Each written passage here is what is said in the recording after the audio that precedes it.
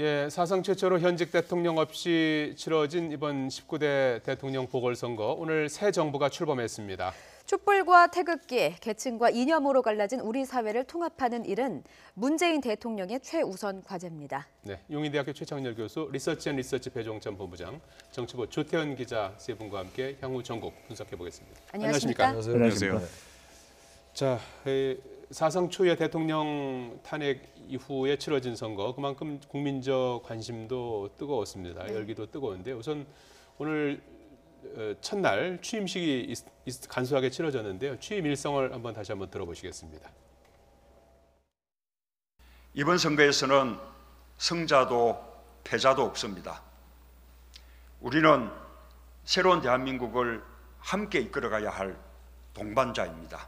그 어떤 기관도 무소불위의 권력을 행사할 수 없도록 견제장치를 만들겠습니다.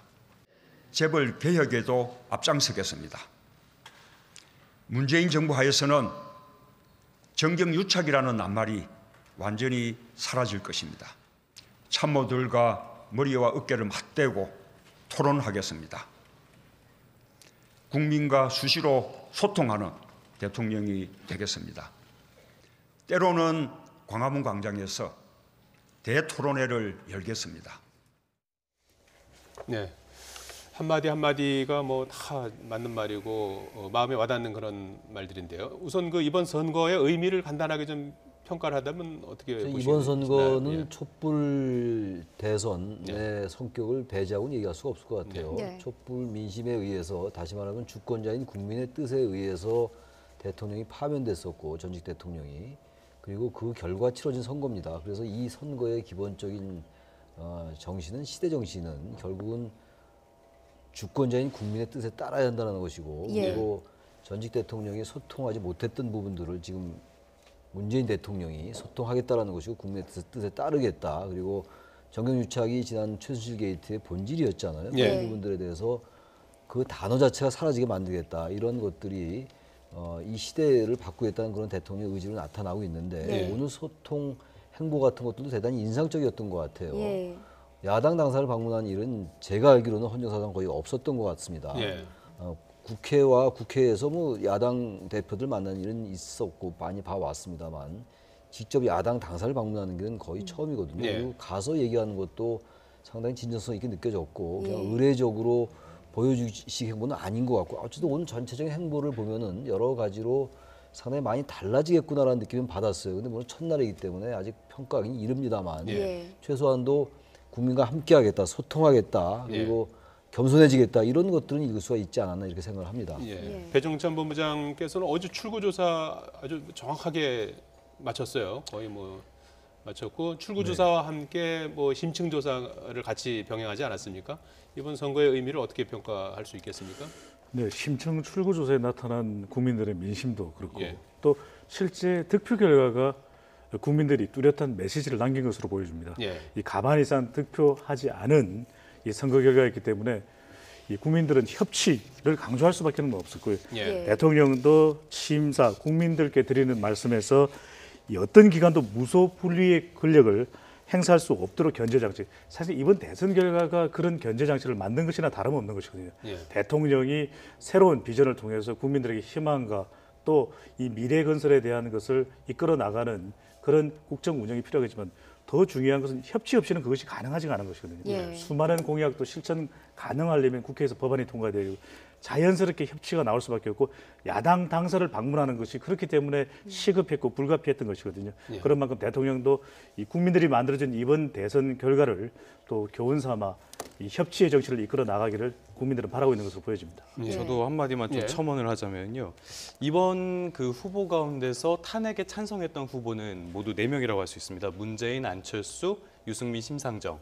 이 사람들의 득표율을 합치면 75%가량이 나와요. 그다음에 사실상 반대 세력의 지지를 받았던 홍준표 후보는 24%가량이 나왔습니다.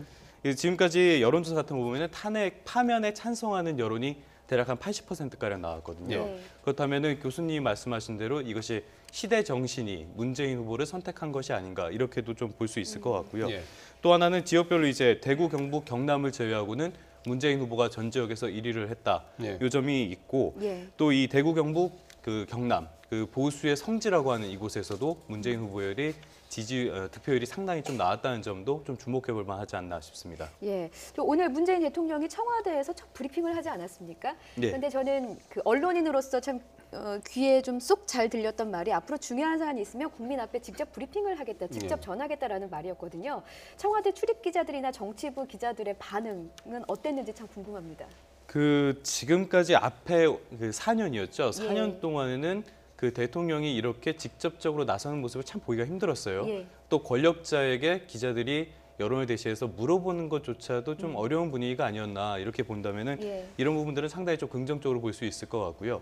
아까 최 교수님도 말씀을 하셨지만 오늘 전체 문재인 대통령의 키워드를 보면은 소통, 개혁, 변화 이 중에서도 소통에 많은 방점이 찍혔다라고 저는 보고 있습니다. 예. 이런 부분들이 만약에 진정성이 상당히 좀 느껴지는 부분들이 있었는데 계속적으로 진정성 있게 추진을 해 나간다면은 이 정부가 힘을 받는데 좀 역할을 하지 않겠냐 이렇게 보고 있습니다. 예. 네.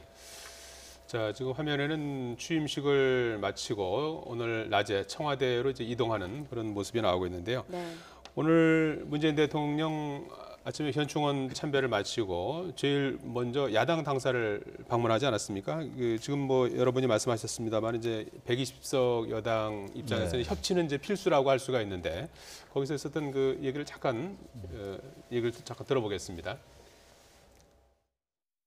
이번 선거 결과는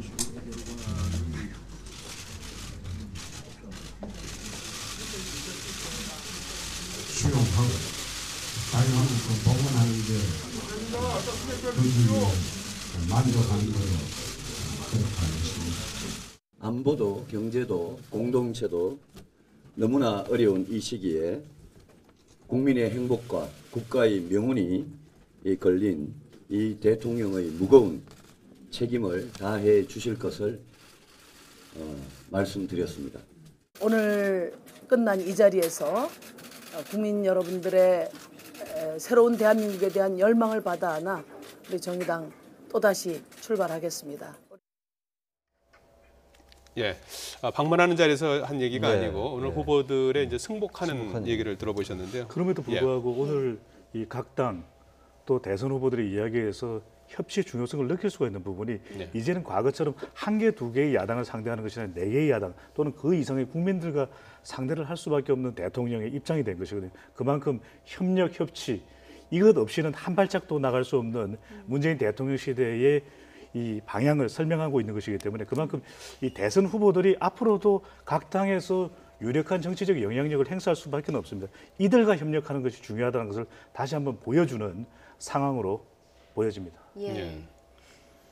자, 첫 번째 녹취 내용에 보면은 홍준표 후보가 이야기한 내용이 있었어요. 네. 자유한국당 복원에 만족한다는 내용이 있었고 오늘 오후에 자신의 SNS에 글을 올렸는데 여기 보면은 아직 남은 세월이 창창하고 자유 대한민국을 위해서 할 일이 남았다. 예. 이 내용을 좀 다시 한번 풀이를 해보자면은 당의 재편의 중심에 서겠다는 뜻 아닌가 이렇게도 좀 볼 수 있을 것 같습니다. 따라서 오늘 오전에 정우택 원내대표가 기자들 만나서 그 바른정당 탈당파들의 복당에 대해서 다시 한번 고려할 필요가 있다 이런 식으로 이야기를 했는데요. 이런 이야기를 보면은 앞으로 좀 자유한국당 쪽에서는 어떤 마찰 그러니까 홍준표 후보를 축으로 한 비박과 그 다시 부활을 꿈꾸고 있는 친박의 마찰이 있지 않을까 이런 전망도 좀 해볼 수 있겠습니다. 예. 국회의원직을 이미 사퇴했죠. 안철수 후보 같은 경우에 향후 거취에 대해서는 좀 당분간 좀 쉬겠다는 의사를 네. 밝혔는데요. 그 얘기도 잠깐 좀 들어보시죠.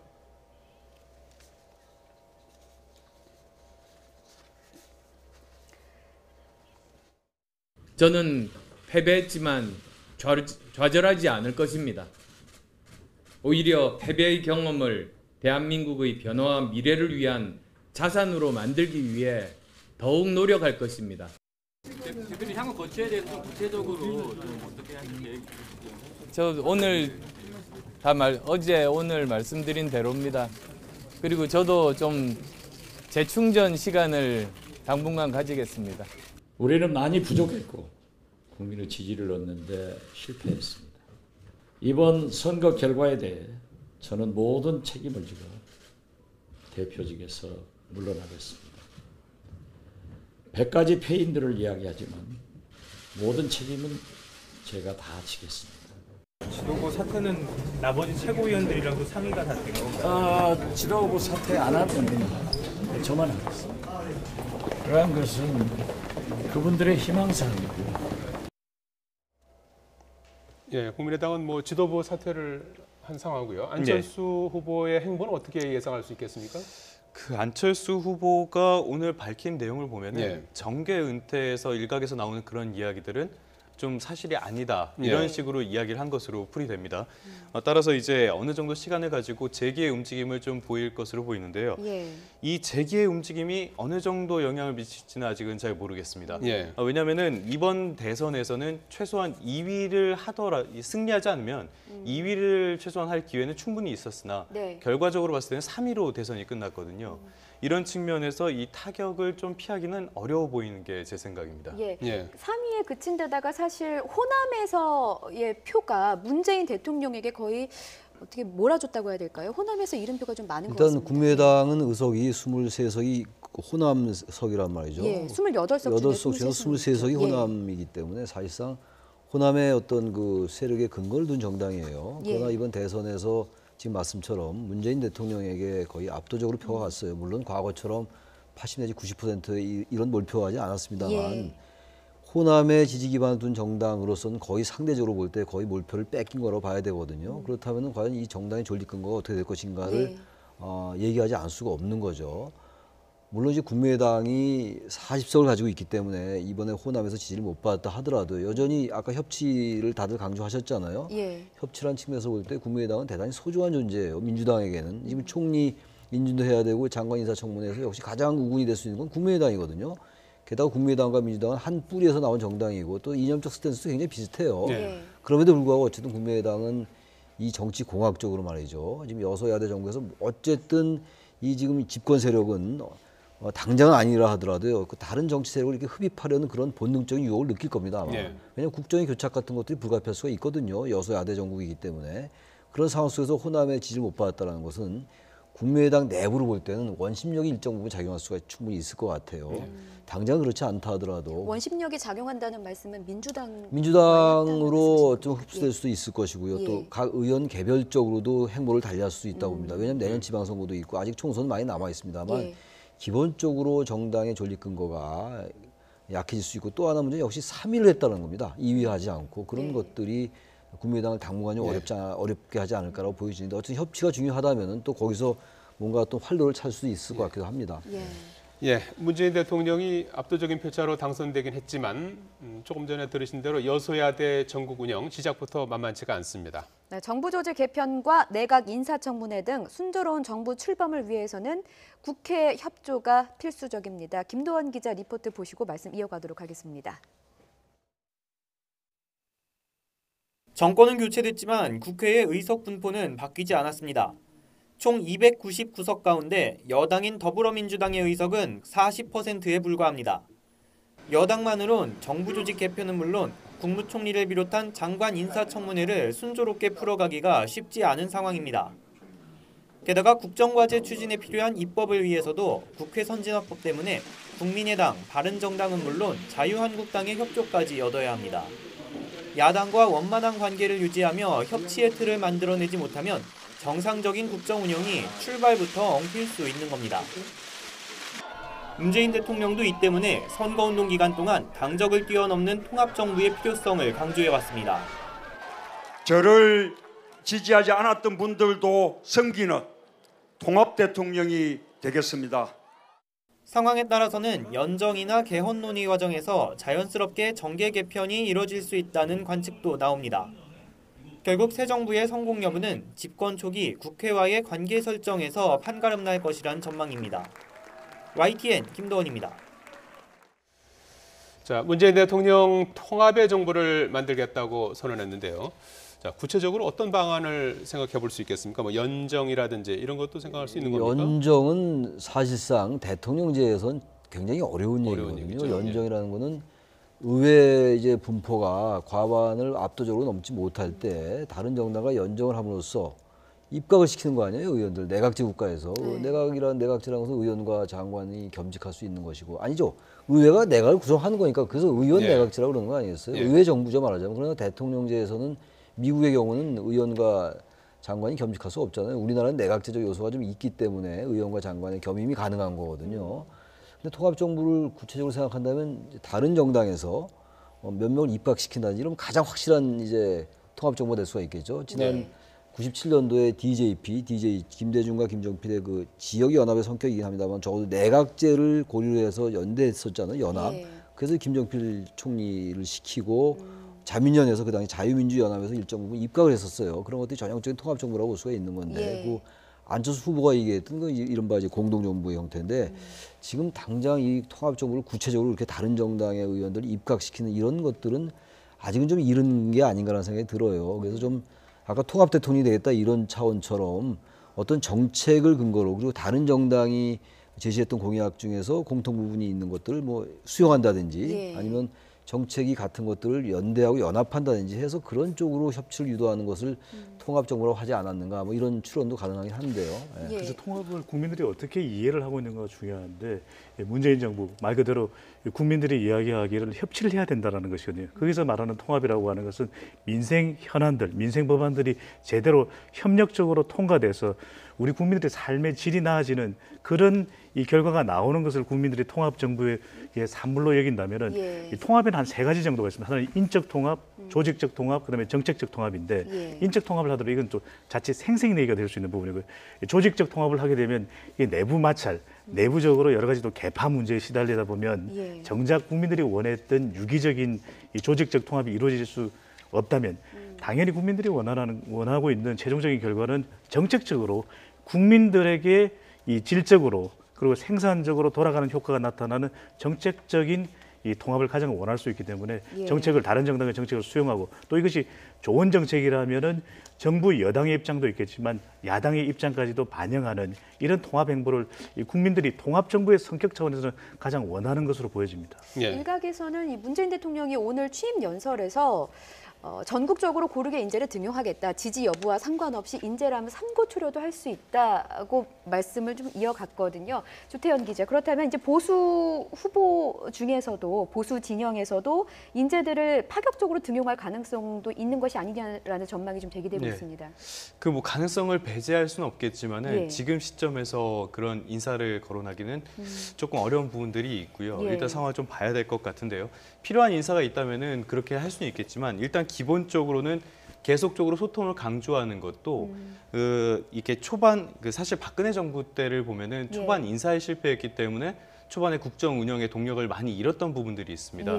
따라서 이 소통을 강조를 하면서 직접적인 등용은 아니더라도 소통을 강조를 해서 협치의 구조를 만들 수 있는 그런 운영의 면을 좀 많이 중요하게 생각할 것이고 오늘 보였던 많은 행보들도 그런 것들을 시사하고 있다고 봅니다. 자, 역대 최다 표차로 당선된 문재인 대통령 오늘부터 본격 청와대 근무를 시작했는데요. 오늘 4명 주요 인사 4명을 임명하지 않았습니까? 총리를 지명했고 비서실장, 국정원장, 경호실장 이제 중요한 자리들 아니겠습니까? 총리와 국정원장은 인사청문회를 거쳐야 되고요. 비서실장과 경호실장은 청문회는 이제 필요 없는 그런 중요한 자리인데 우선 인선 배경을 잠깐 들어보시겠습니다. 의정 활동을 하는 동안 온화하고 합리적으로 처신해 오신 분인 만큼 협치 행정 또 당평 인사의 신호탄이 될 것이라고 기대합니다. 젊은 비서실장을 중심으로 대통령과 참모들이 격의 없이 대화하는 그런 청와대, 또 참모들끼리 치열하게 토론하고 열정적으로 일하는 그런 청와대로 청와대 문화가 바뀔 것으로 기대합니다. 남북관계 전문가로서 6.15 또 14 두 번의 정상회담을 모두 기획하고 실무 협상을 하는 등 북한 업무에 가장 정통한 분입니다. 자, 먼저 이낙연 지사를 총리로 지명하지 않았습니까? 우선 인선 배경에 대해서 간단히 이제 언급을 했는데요. 어떤 분인지 좀 설명 좀 해주시죠. 이 선거 기간 내내 문재인 대통령이 강조했던 것 중에 하나가 대탕평 인사입니다. 그러면서 총리에 대해서 비영남 총리를 기용을 하겠다 이런 이야기를 했었는데요. 여기서부터 이제 호남 출신의 인사가 등용되지 않겠냐 이런 전망들이 많았는데 이 생각대로 이제 전남 영광 출신이죠. 예. 이 이낙연 지사가 됐습니다. 호남 출신의 사선 국회의원이고요. 전남 도지사를 지금 지내고 있습니다. 5번 선출직 공직자를 경험을 했다는 점에서는 이미 많은 부분이 검증이 끝났다 이렇게도 볼 수 있겠고요. 또 오늘 국민의당만 해도 이 분위기가 반대하기는 좀 어려운 인물 아니냐 이런 평들이 많았는데요. 예. 따라서 이제 지금 인수위가 없이 당선이신 분이 없으니까 인수위도 없죠. 상당히 좀 이른 시일 안에 정부 구성을 마무리해야 되는 상황입니다. 예. 따라서 야당이 반대하기 좀 어려운 인물을 선택한 것이 아니냐. 그중에서도 상당히 좀 넓게 인정받을 수 있는 인물을 선택한 것이 아닌가 이렇게 예. 볼 수 있겠습니다. 워낙 정치적으로 두루두루 좀 이렇게 잘 기반을 다져놓은 인물로 이낙연 지사가 좀 알려져 있는데 어쨌든 인사청문회를 거쳐야 되지 않겠습니까? 무난하다는 평이 나오고 있는데 교수님은 어떻게 일단 전망하시나요? 국회의원을 4번이나 16, 17, 18, 19 이렇게 했기 19대까지, 때문에 대체로 국회의원들이 청문회 통과 확률이 거의 뭐 100%에 가깝잖아요. 예. 지난 정권 때도 그랬고 말이죠. 예. 그래서 그런 점들을 인식을 했을 것 같고 지금 말씀처럼 이낙연 의원은 여야 두루 그 야권뿐만이 아니라 네. 여야 두루 상당히 그 의원들 사이에 신망이 있는 인물로 알려져 있어요. 예. 그래서 저는 그리고 또 이제 그 대탕평 지역적인 것들을 고려를 전혀 안 할 수가 없잖아요. 예. 그래서 호남이라는 그런 부분도 고려됐다라고 보고 그래서 이 총리에 대한 지금 내정 이 평은 상당히 좋은 것 같아요. 전반적으로 지금 오늘 하루 종일 돌아다닌 얘기들이. 예. 그런데 이제 총리는 국민이 볼 때 이 문재인 정부에서 가장 중요한 인사 중에서 이 국민들의 가반 이상은 총리가 가장 중요한 그런 자리가 될 것이다라고 이야기를 하고 있거든요. 그런 예. 만큼 이낙연 지사의 긍정적인 시그널이 많은 편이기는 합니다. 예. 이 홍보, 특히 언론인 출신이기 때문에 이 새 정부가 이 국민들과의 소통을 강조하고 있기 때문에 정부의 정책이 국민들에게 대국민 소통이 또 홍보가 잘 되도록 하는데 탁월한 능력을 가지고 있을 것이고요. 예, 말씀을 또 잘하시는 걸로 굉장히 유명하지 않습니까? 그렇습니다. 예. 또 하나는 이제 이 부처 장악력이 있어야 되거든요. 총리면. 예. 그렇다면은 우리가 일반적인 인사 검증은 주로 도덕성과 전문성 쪽이라면은 이 국무총리는 조정 능력까지도 포함이 됩니다. 이럴 경우에 행정 이 능력이 있는 그런 지사로서의 탁월한 능력을 또 보여줄 것이라고 하는 기대감도 있는 것이고요. 특히 그중에는 결과를 이끌어내는 능력에 있어서 탁월한 점을 보였고 그 부분이 문재인 대통령의 눈에 상당히 또 주목받았을 가능성이 높은데 심지어는 그 지역 내에서 100원 택시 이런 걸 끝까지 결과물로 만들어내고 긍정적으로 평가받도록 하는 능력이 있거든요. 그런데 우리가 선출직, 이 지난 정부에서도 선출직 국회의원 출신인 경우에도 국무총리의 인사 허들은 매우 높았습니다. 검증 과정은. 더군다나 지금 선거를 막 끝냈기 때문에 야당 또 지지층들의 이런 실망감은 상당히 비등해 있는 상황이거든요. 그런 만큼 새 정부가 출범하는 데는 가급적이면 협력해야 된다는 여론이 있기는 하지만 그럼에도 불구하고 이 국무총리의 역할이 너무나도 중요한 만큼 또 책임 총리로서 얼마만큼 역할을 할 수 있는지에 대한 검증의 이 눈은 상당히 예리하게 작동하는 만큼 이 도덕성 그리고 지난 이력에 관련돼서 이 청문회에서의 검증 과정은 상당히 좀 날카롭고 예. 또 강하게 이 야당으로부터 나올 것으로 보여집니다. 예. 또 하나 총리가 말이죠. 예. 이번 총리 잠깐 언급을 했습니다만 책임 총리 쪽으로 갈 가능성이 높아요. 그리고 협치를 굉장히 강조를 하잖아요. 예. 그러니까 여권 내에서 집권 세력 내에서도 이제 권력 분산 같은 것들을 이 총리를 통해서 구현을 해야 되는 것이기 때문에 아마 그런 부분도 상당히 의식을 했던 것 같고 그리고 또 하나는 총리를 누구를 정하냐가 왜 중요하냐면요. 예. 그 정권이 앞으로 무엇을 지향할 것인가를 우리가 읽을 수가 있는 예. 것이거든요. 근데 이낙연 지사는 상당히 진보적인 인사예요. 어쨌든 예. 간에 물론 민주당 소속이기도 합니다만 예. 그런 점이 고려됐던 것 같아요. 예. 자, 비서실장에는 임종석 전 의원이 이제 임명되지 않았습니까? 예. 전대협 의장이고요. 예. 대표적인 이제 386 출신 그렇죠. 인사 아니겠습니까? 맞습니다. 네, 소개 좀 해주시죠. 예. 말씀하신 대로 386 그룹의 예. 아주 대표적인 인사다 이렇게 볼 수 있습니다. 예. 66년생이에요. 나이가 상당히 좀 어린 편에 속합니다. 예. 그리고 캠프 단계에서부터 아주 문재인 후보를 지근거리에서 보좌를 하면서 그때부터 비서실장을 계속 해왔던 인물이기도 합니다. 예. 그래서 지금 박원순 쪽에서 이제 뭐 그 속한 것으로 좀 분류되기도 했었는데 문재인 후보 측에서 삼고초를 해서 영입을 했다고도 하고요. 예. 또 핵심 참모로서 좀 캠프에서 역할이 많았던 것으로 지금 파악이 되고 있습니다. 예. 상대적으로 좀 젊은 인사를 비서실장에 발탁한 배경은 어떻게 설명할 수 있겠습니까? 비서실장이 지난 정권하고는 많이 다른 것 같아요. 예. 대체로 비서실장들 좀 연세가 많은 편이었고, 예.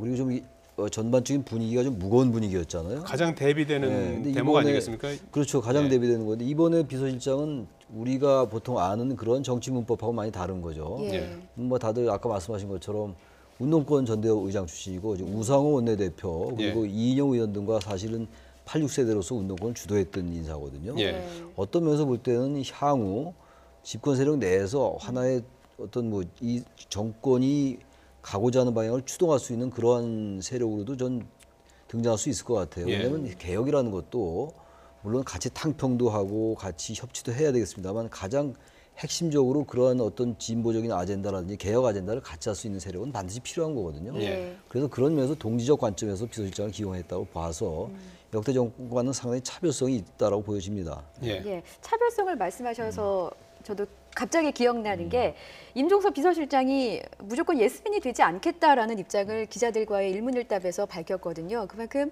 문재인 대통령과 어떤 수평적인 의사소통을 중시해야 된다 이렇게 받아들여도 되겠죠.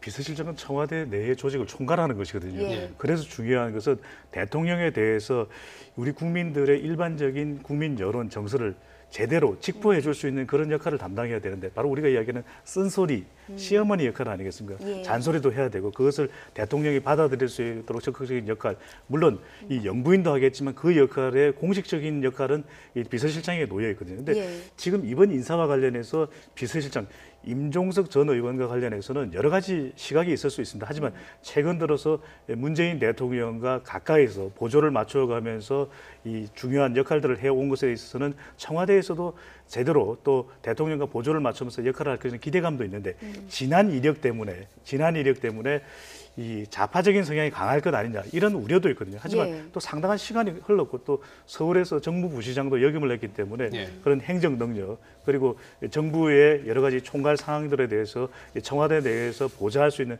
그런 역량을 갖추고 있다라고 평가를 받는데 단순히 비서실장만의 인선이 아니라는 겁니다. 청와대 내의 여러 수석들의 지금 내정을 보게 되면 뭐 조국 교수 또 조현옥 또 교수 이 내정자들을 보게 되면은 이 자칫 이것이 노무현 전 대통령 때 봤던 부정적인 인식을 가져올 수 있는 코드 인사 아니냐 또는 개파 인사 아니냐 이런 우려가 일각에서부터 지금 제기되고 시작하고 있다는 부분이거든요. 이런 것들을 이유 없이 근거 없이 해서는 안 되겠지만 만약에 그러한 모습이 노출된다 그러면은 문재인 대통령 상당히 난간에 봉착할 수 있는 부분 이런 부분들을 임종석 전 의원이 과연 이런 것들을 조율해낼 수 있느냐 비서실장으로서 바로 그 부분이 임종석 비서실장의 앞으로 비서실장으로서의 평가에 중요한 관건이 될 것으로 보여집니다.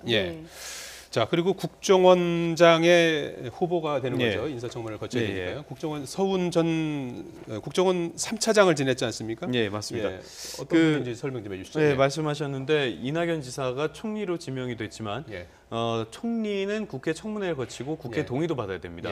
국정원장은 청문회는 거치지만 동의를 받지 않아도 임명은 할 수 있어요. 대신 대통령이 정치적인 부담을 많이 지게 되겠죠.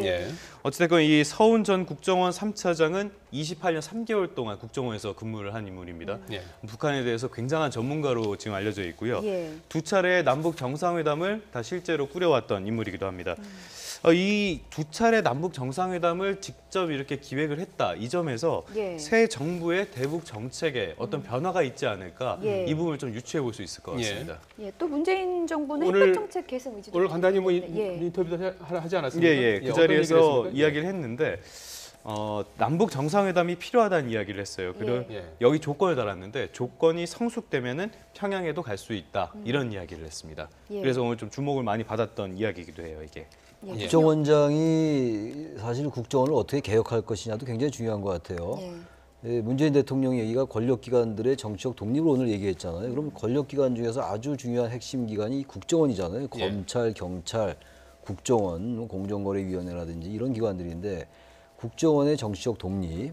그러니까 지금 이 서훈 전 국정원 3차장이죠. 예. 이 인물이 앞으로 향후 어떻게 국정을 개혁할 것인가도 굉장히 중요한 것이죠. 그러니까 지난 대선 때, 지난 정권 때 국정원이 굉장히 정치의 중심에 섰잖아요. 특히 임기 초기에 국정원 대선 개입 의혹 사건 때 얼마나 힘들었습니까? 그래서 오늘 이제 발표한 인사가 비서실장 국정원장인데 총리까지 포함하면 총리는 지난 정권 때 비교를 굳이 한다면 초대 총리를 김영준 전 헌법재판소장을 내정을 했는데 결국은 청문회도 치르지 못했어요. 낙마했고 비서실장은 물론 허태열 실장이었는데 나중에 김기춘 실장이 또 정치 중심에 섰어요. 그러니까 오늘 비서실장과 국정원장은 바로 지난 정권 때 아주 부정적 의미에서 정치 중심에 섰던 그런 자리들이거든요. 그래서 더욱더 주목이 가는 것 같아요. 예. 자, 문재인 대통령 사드 문제 해결을 위해서 미국 또 중국과 진지하게 대화를 하겠다는 언급을 했습니다. 그래서 향후 미국과의 관계 또 중국과의 관계, 특히 그 중심에 있는 사드 문제와 관련해서 어떤 정책 기조를 펼칠지도 관심인데 어떻게 전망하십니까? 대통령의 안보 소통 무척 중요하고요. 오늘 취임 행사의 취임사 이 성격인 국민께 드리는 말씀에서 필요하다면 워싱턴으로 달려갈 것이다라는 이야기를 했거든요. 그만큼 국민들이 불안해하고 있는 안보에 대해서 이 국민들에게 편안한 그런 확신할 수 있는 믿음을 주기 위한 대통령의 이 발언이었는데 그만큼 또 대통령에 대한 기대감도 큽니다. 국민들이 안보의 적임자가 이 선거 내에 있었던 여론조사에서도 문재인 후보가 가장 지금 이제 대통령이 된 거죠. 가장 적임자다라고 하는 여론조사의 응답 비율도 높았던 만큼 시대에 맞게끔 변화된 안보 질서에 대통령의 리더십을 발휘할 것이라는 기대감은 있는 것이죠. 그런데 얼마 전에도 CIA 국장인 폼페오가 한국을 방문했었고 그리고 또 지금 미국의 상황에서는 트럼프 대통령이 여러 가지 이메일 해킹 문제 때문에 토미, FBI 국장까지도 해임하는 이 자충우돌하는 이런 리더십의 모습을 보여주고 있거든요. 그런 가운데 한미 관계를 이어가야 되고 또 한중 관계도 중요하고 위안부 합의 폐지와 같은 부분은 또 한일 관계 사이에서 상당히 큰 충격으로 올 수 있는 부분이거든요. 우리는 정당하다고 보지만 일본은 또 그렇게 보지 않은 지소미아하고 연관지어서 또 볼 수 있는 부분이기 때문에 그렇다면 이 문재인 대통령으로서는 국민들에게 안보 소통에 있어서의 높은 점수를 받는 방법이 지난 역대 정부를 보더라도 그런 행보를 하기 전에 충분한 좀 사전 설명이 필요해 보입니다. 안보 소통은 이렇게 결정했다라고 이야기하기 이전에 또 사드와 같은 경우에는 국회 비준을 받아야 된다라고 하는 또 이 야당과의 협력도 또 필요한 부분 아니겠습니까? 그렇다면 이 국민들께 드리는 말씀에 나왔듯이 소통을 제일 강조하고 있는 정부 또 문재인 대통령이니만큼 사전에 어떤 안보 행보를 하기 이전에 충분히 좀 국민들에게 설명하고 또 국민들에게 설명이 전달되는 것은 또 우리 미디어 언론을 통해서 가능한 일이거든요. 바로 그런 기회를 자주 가지게 되면 국민들도 안심하게 되고 또 대통령의 안보 행보에 대해서 더 공감대를 높일 것으로 보여집니다. 자, 미국 정부는 문재인 대통령 당선을 축하하며 한미 동맹 강화에 대한 기대감을 나타내고 있습니다. 네, 또 트럼프 대통령이 한미 정상 간의 대화를 기다리고 있다고 밝혔습니다. 워싱턴에서 김희준 특파원의 리포트를 통해서 향후 한미 관계 향방 짚어보겠습니다. 리포트 먼저 보시죠. 미국 백악관은 성명을 내고 문재인 대통령의 당선을 축하했습니다. 한미동맹을 강화하고 양국 간 우정과 파트너십을 심화할 수 있도록 계속 협력하기를 고대한다고 밝혔습니다. 한미 정상 간 만남에 대한 기대도 나타냈습니다. The president looks forward to meeting with him and talking about our shared interests. So I'll wait for that conversation and I'm sure we'll have a readout for you. 미 의회도 신속하게 축하 성명을 내고 양국의 긴밀한 협력을 희망했습니다. 폴 라이언 하원 의장과 존 맥케인 상원 군사위원장 등 상원 의원들은 북한의 점증하는 위협에 맞서 빈틈없는 대응을 강조했습니다. 고고도 미사일 방어 체계 사드 배치와 대북 정책 등 한미 간 마찰이 우려되는 상황에서 미 정부와 의회가 동맹의 견고함에 방점을 찍은 겁니다. 한반도 전문가들은 트럼프와 문재인 정부가 대북 정책과 사드, 한미 자유무역 협정 등 현안을 잘 협의해 대처해 나갈 것을 주문했습니다. Well, one of the important factors will be persuading President Trump to adjust U.S. policy to allow at least some measure of. 한미 양국은 흔들림 없는 동맹을 강조하고 있지만 불확실성이 높은 트럼프 정부와 한국의 새 진보 정부가 풀어야 할 과제는 만만치 않습니다. 양국이 이를 어떻게 조율하며 견고한 대북 공조를 이어갈지 관심이 쏠리고 있습니다. 워싱턴에서 YTN 김희준입니다. 문재인 대통령 오늘 취임식에서 한미 동맹을 강화하겠다. 필요하다면 곧바로 워싱턴으로 날아가겠다 이런 네. 언급도 하지 않았습니까? 예, 아무래도 이 어제 투표 결과가 나왔고 오늘 이제 대통령이 취임이 됐기 때문에 이 내용을 아주 정밀하게 쓰긴 좀 어려웠을 걸로 보입니다. 시간적으로 좀 무리가 있었죠. 이 내용에 근데 단편적으로 들어간 내용들 살펴보면은 필요하면 곧바로 워싱턴으로 날아가겠다. 또 베이징, 도쿄도 가고 여건이 조성되면은 평양도 가겠다. 이런 이야기를 했고요. 그러면서 북핵 문제 미국과 중국 또 진지하게 협상하겠다. 한미 동맹과 대미 외교 이쪽에다 방점을 찍고 좀 강조하는 이야기들이 들어갔습니다. 그래서 이 부분이 또 눈길을 많이 끌었는데 동북아 평화 구조를 정착해서 한반도의 긴장 완화에 전기를 마련하겠다고 또 강조를 하기도 했습니다.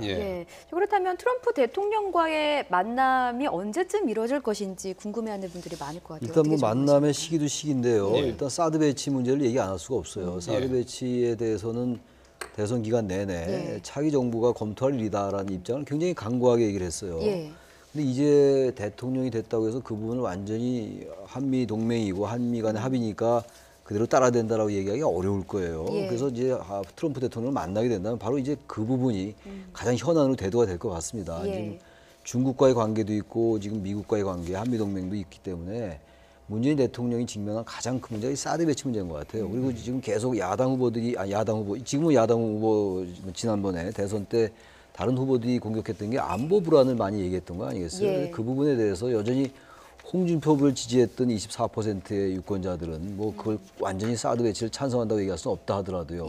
그것도 국민들의 소수 의견도 무시할 수 없는 거잖아요. 따라서 이 부분을 어떻게 잘 국민들에게 설득하고 또 미국과 어떤 관계를 유지하냐가 안보 정책을 어떻게 해 나가느냐의 시금석이 될 것 같습니다. 언제 가느냐도 중요하지만 어떻게 되느냐가 굉장히 아주 중요한 것이 역대 대통령도 정상회담, 특히 미국 대통령과의 정상회담이 대통령 지지율에 상당한 영향을 주게 되거든요. 많은 준비를 하고 가야 될 필요가 있는 것이 사드 배치와 관련해서도 이야기를 해야 되고요.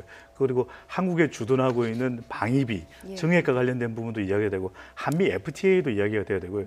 그리고 다른 이 트럼프 대통령하고의 정상회담 모습에 대해서도 각가지 해석이 가능합니다. 지금 아베 총리와 중국의 시진핑 주석 같은 경우에는 본인의 플로리다에 소유하고 있는 말라라가 리조트로 불렀거든요. 근데 그렇다면 가장 중요한 최혈맹 후방인 이 문재인 대통령을 말라라가 리조트로 부르느냐 또는 백악관으로 부르느냐 이런 걸 가지고서 또 해석도 나올 수가 있는 만큼 잘 준비를 해서 이 한미 동맹이 굳건하다. 그래서 문재인 대통령의 미국 방문은 상당히 성공적이었다는 평가를 받을 수 있는 그런 준비가 필요할 것으로 보여집니다. 자, 지금 국내 문제 잠깐 얘기해 보면 말이죠. 문재인 대통령이 오늘 첫 1호 지시라고 해요. 일자리 위원회를 구성하도록 지시하지 않았습니까? 네, 그렇습니다. 오늘 이제 청와대에 들어가서 첫 일정으로 황교안 총리와 오찬이 있었고요. 이어서 기자회견, 그 다음에 첫 번째 업무 지시가 있었습니다. 오후 한 3시 반쯤에 첫 번째 업무 지시가 있었는데요. 이 내용이 일자리의 상황을 점검하고 일자리 위원회를 설치하라 이런 내용입니다. 이 문재인 후보가 캠페인 기간 내내 가장 강조했던 공약 가운데 하나가 공공 일자리 81만 개를 만든다는 거였는데요. 이 부분에 대해서 이 현실성을 좀 짚어보고 현실화하기 위한 방안들을 좀 논의하기 위한 이런 업무 지시를 한 것으로 보입니다. 또 일자리에 대해서 상황을 계속 체크하겠다 이런 얘기도 했었는데 어찌됐건 이 정부가 일자리 문제에 상당히 많은 그 관심을 가지고 이 부분에 철저하게 대비를 하겠다 이런 의지를 내비친 것으로 보입니다. 문재인 대통령이 후보 시절부터 강조한 것이 일자리, 저출산 이런 문제 아니겠습니까? 그와 관련해서 이제 그걸 본격적으로 이제 실행에 옮기겠다 이제 이런 의지로 보이는데요. 대통령 취임하고 첫 지시가 바로 일자리 위원회잖아요. 그만큼 일자리 창출에 관심을 가지고 있다는 것을 보여주는 것이고 사실 이번 대선 때 토론회 때도 공공 일자리 81만 개 창출이 굉장히 다른 후보들에게 이제 공격도 많이 받았고 그 부분에 대해서 상당히 의지를 많이 나타냈거든요. 그래서 아마 이 위원회를 통해서 그런 것들을 구현해 나갈 거라고 보입니다. 자, 오늘 오찬을 이제 황교안 총리와 같이 이렇게 했고 황교안 총리는 뭐 장관들 같이 해서 사의 표명을 한 걸로 이렇게 전해지고 있는데 아직 그 수리 여부는 조금 미뤄진 상태 아니겠습니까? 일단 이 내각의 장차관들이 지난 8일쯤에 사표를 전부 다 제출했는데 이거를 한꺼번에 수리할 수 없는 이유가 국무회의의 이 의결 정족수가 안 됩니다. 따라서 정족수가 몇 명? 정족수 11명이죠. 11명이죠. 네, 11명이라서 이 정족수를 채우기 위해서 아무래도 단계적으로 이 절차를 밟아 나갈 것으로 보이고요. 황교안 총리 역시 일단은 공석으로 둘 수는 없기 때문에 조금 더 시간이 필요하지 않을까 이렇게 보입니다. 왜 그런 거죠? 그러면은 이제 일부 이제 총리 지금 후보자가 최종 이제 인준 통과할 때까지 이제 시간이 좀 필요하니까 그 사이에는 그러면 이제 황교안 총리 이에 도움을 좀 받아서 내각을 이제 구성할 수도 있는 건가요? 어떻게 되는 건가요? 네, 일단 국정 현안에 대해서 챙길 사람이 있기 때문에 일단 황교안 총리가 자리에 조금 더 남아 있게 될 가능성이 있지 않나 이렇게 보입니다. 황교안 총리가 인사 제청을 하고 이럴 일은 없을 그런 건 거예요. 아니죠. 그건 뭐 상상할 수 없는 일이고 단지 어떤 실무적 차원에서 내각이 존재하니까 내각에 대한 어떤 관장은 필요하잖아요. 그런 면에서 당분간 좀 동고정부라고 할까, 뭐 이원 집정부제에서의 그런 동고정부는 아니라 하더라도 그런 형태를 띌 수밖에 없지 않겠는가 이렇게 생각합니다. 이 장관도 장관이고 황교안 총리도 그렇고 실무 직원들을 봐도 새로 들어올 직원들이 한 2주 정도의 심원 조회 기간이 또 필요해요. 따라서 전에 있던 직원들과 동거를 하는 전반적으로 전 정부와 현 정부가 일정 기간 동안 동거를 하는 약간 묘한 형태가 당분간 나타날 것 같습니다. 전체적으로 좀 어느 정도 안정이 됐다 싶은 구조가 마련되려면 어느 정도 시간이 필요한 겁니까? 그 신원조회가 한 2주 정도가 될 것이고 또 이제 총리 지명이 어느 정도 걸리냐가 문제일 텐데요. 야당 역시 지금 상황에서 강력하게 반대를 하기는 좀 어려운 측면들이 있습니다. 국정 공백이 워낙 길었기 때문에요. 따라서 최대한 이른 시일 안에 한다면은 한 달 안쪽에는 그 총리를 포함해서 좀 세팅이 되지 않겠냐 이렇게 전망을 해볼 수 있겠습니다.